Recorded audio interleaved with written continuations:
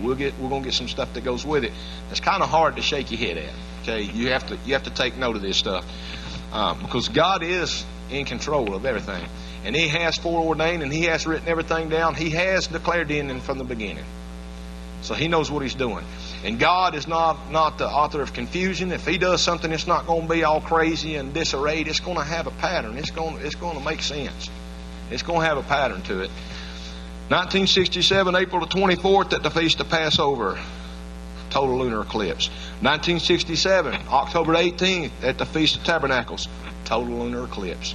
1968, Feast of Passover, total lunar eclipse.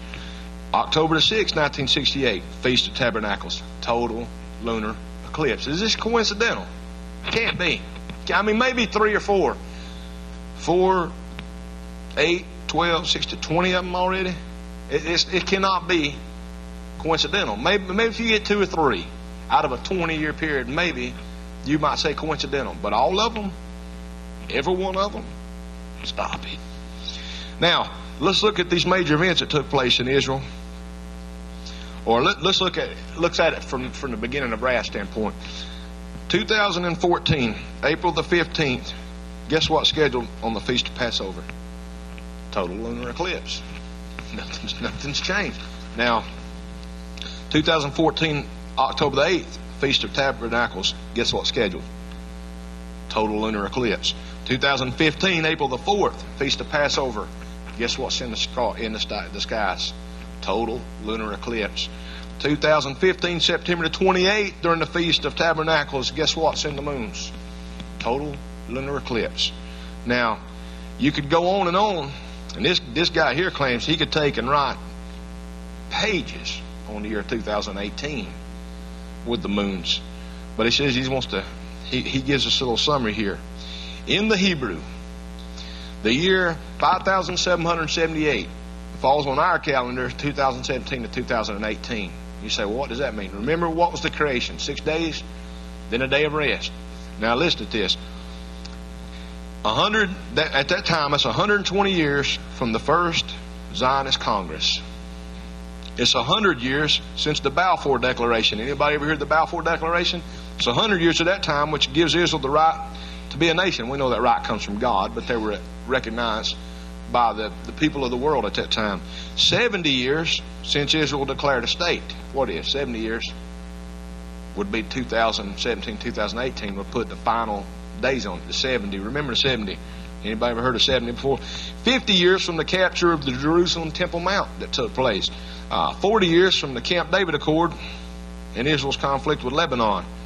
120 equals the length of years given in Genesis 6 for the length of years of somebody, right? 120 years.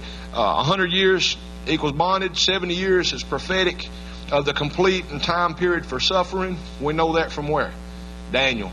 It's going to be a time of period and suffering. 50 equals the Jubilee or the release of debt. We know that word is Yavel. And there's 40 equals a time of testing. Now, all this could be coincidence, but let's look at the photosphere, the sun. Let's just look at the sun for a minute. It's got an effective temperature of, get this, anybody want to take a guess? 5,778.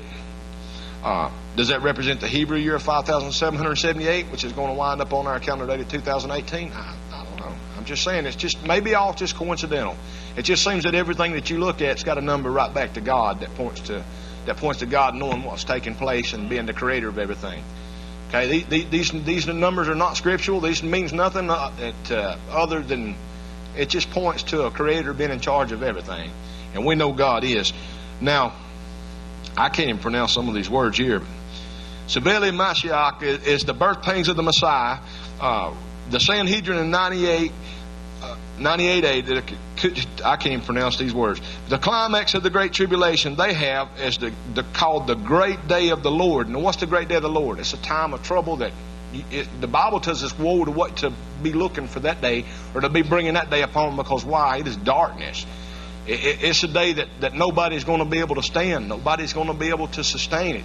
You're not appointed that day. This is the day that's coming when when God really sets up this world for Christ to come down and set up His throne in this world, it's going to be a time of wrath being poured out on this world. There's going to be no escaping. There's no bunkers deep enough. There's no caves deep enough. It doesn't matter how much food you put back or how much mountain stream of water you got. They're going to be turned to blood and poison. It doesn't matter. There's no getting away from this time that's going to be coming. So I ask you again, would Christ put you through this being His bride and if He's paid for you?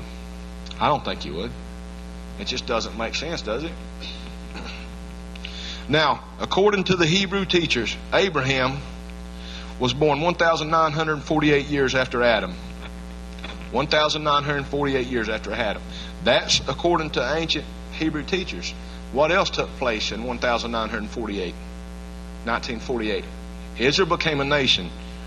Now, then, the Israel of the nation was born. It's 1,948 years after the second Adam, Yeshua. Okay? Does y'all see that connection? 1,948 years, 1948 AD is when the nation of Israel was rebirthed. Abraham was born 1,948 years after the first Adam. Could be just nothing. Just throwing some stuff out here. 2018 to 1948 equals 70 years. 70 years would be from the time also of Abraham's birth to the covenant of God. Covenant that God gave him. He was 70 years old when God gave him the covenant. Does that mean that 70 years from the time the nation is birthed that God is going to reestablish and reassert His covenant with Israel? It could be. 2018 to 1948 also is 70 years from the Israeli statehood to the time of the Messiah. Could be. I don't know. These are just numbers that are there that anybody can grab these numbers and point them up and pull biblical dates out and biblical numbers out and see how this stuff falls. And you can't mess it up, really. It's all going to wind up the way God was going to have it wind up, and it's all going to be on one of His days. Now, the Hebrew text explains that 70 years is the maximum number of years of suffering that an individual can be decreed. Now, who is Israel? Jacob. What's Jeremiah 30 tell us? It's the time of Jacob's trouble, right? 70 years is the maximum amount of time that anybody's supposed to be allowed to have suffering. Okay, according to the Hebrew text. Now, the Babylonian exile of the Jewish nation lasted how long? 70 years. 70 years. And that year, the year 5778 or 2017 or 18 will be the 70th year after Israel become a nation. It's going to be 70 years from that point. Formed in 5708 or our 1948. Now, they have been suffering the whole time. Yeah, they've had times of good times and bad times as well, mostly bad times. I can't think of any other nation that sends its kids to school and with all kinds of, they have to go with survival kits for gas attacks and for missile attacks. Our kids go to school. Yeah, we have certain things we have to worry about, but you generally don't have to worry about a missile falling into their classroom. They do in Israel. They get bombarded day in and day out. They're never left alone. They're never left alone. Well, it's been 2018 will be the culmination of 70 years. Something's going to happen at that 70-year period. You better believe it. Something's going to happen. More on that here in just a little bit. Now, Abraham was born 1,948 years after Adam. Now, if that's the case, and Israel was born on 1948, that's 1,948 years after Jesus. Remember, the first Adam, the second Adam. Now, look at this. According to Hebrew history, this is pretty cool. I found this pretty fascinating. According to Hebrew history and biblical timelines, King David was born 2,854 years after Adam. Pay close attention. He lived 70 years. Now, the coming year, 5,778, our year 2018, is the expected year in the Hebrew text of the Messiah's kingdom to come and the end of this world as we know it right now. Now, according to these same manuscripts, these same Jewish origins, that means that when David was 35 years old, half his age, which if he lived to be 70, so at the age of 35, half of his age, the world was also half its age.